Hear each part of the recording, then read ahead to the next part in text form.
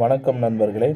அதாவது செந்தில் பாலாஜியை தொடர்ந்து பொன்முடி அவர்கள் பார்த்திங்கன்னா ஊழலில் மாட்டியிருக்கிறாரு. அவருக்கு அடுத்தபடியாக பார்த்திங்கன்னா மிகப்பெரிய மறைமுக ஊழல்வாதி அப்படின்னு கருதப்படுற உதயநிதி ஸ்டாலினை பற்றி தான் இந்த வீடியோவில் முழுமையாக பார்க்க இருக்கிறோம்.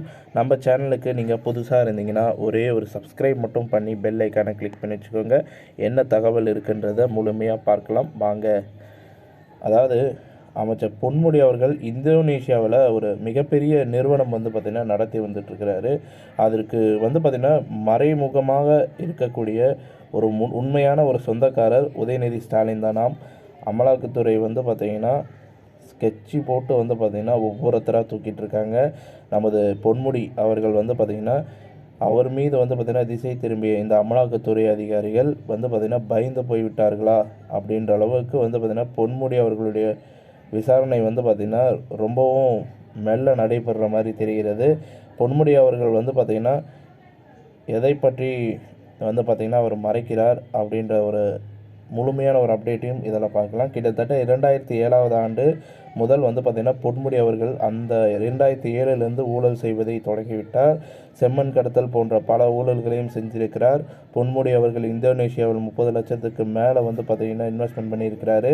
அது எப்போன்னு பார்த்திங்கன்னா 2009 ஆண்டில் 30 லட்சத்துக்கு மேலே இன்வெஸ்ட்மெண்ட் பண்ணி வாங்கிய ஒரு நிறுவனம் தற்பொழுது 100 கோடிக்கு மேலே பார்த்திங்கன்னா விலை போயிருக்கு. ஸோ அப்படின்ற ஒரு தகவல் வெளியாகி இருக்கிறது. இதற்கு உண்மையான ஒரு உரிமையாளர் யார் அப்படின்னு பார்த்திங்கன்னா உதயநிதி ஸ்டாலின் தானா. அது மட்டும் இல்லாமல் மற்றொரு அதாவது பல கோடி தமிழகத்தில் பார்த்திங்கன்னா பல கோடி தமிழகத்திலிருந்து சென்றிருக்கிறது. அது மட்டும் இல்லாமல் வெளிநாடுகளில் பினாமி மூலமாக நிறுவனங்கள் பார்த்திங்கன்னா நிறுவனங்களையும் வாங்கிவிட்டார்கள். திமுகவின் கோபாலபுர கொள்ளையர்கள் கூட்டம் தற்பொழுது உண்மைகளை பார்த்திங்கன்னா வெளிவந்துட்டுருக்கு. ஸோ இதன் காரணமாக தமிழகத்திலிருந்து இந்தோனேஷியாவிற்கோ அல்லது லண்டனுக்கோ செல்வதாக தற்பொழுது உதயநிதி ஸ்டாலின் திட்டமிட்டிருக்கிறாரு அப்படின்ற ஒரு ரகசிய தகவல்கள் கிடைக்கப்பெற்றிருக்கிறது. அண்ணாமலை அவர்கள் கூறுவது என்ன அப்படின்னு பார்த்திங்கன்னா திமுகவின் அமைச்சர்களின் தற்காலிகமாக அவர்களுடைய பாஸ்போர்ட்களை முடக்க வேண்டும் அப்படின்றது அண்ணாமலை அவர்களின் கோரிக்கையாக இருக்கிறது. இது மட்டும் இல்லாமல் அவங்களுடைய பாஸ்போர்ட்கள் முடக்கினால் அதன் வாயிலாக மட்டுமே பார்த்திங்கன்னா பொன்முடி அவர்களின் திட்டங்களை பார்த்திங்கன்னா சிதைக்க முடியும். அமலாக்கத்துறை விசாரணை முடிந்த பிறகும் உடனடியாக நமது ஸ்டாலின் அவர்களை சந்தித்து பேசினார். மன்னிப்பும் கேட்டதாக தகவல்கள் வெளியானது.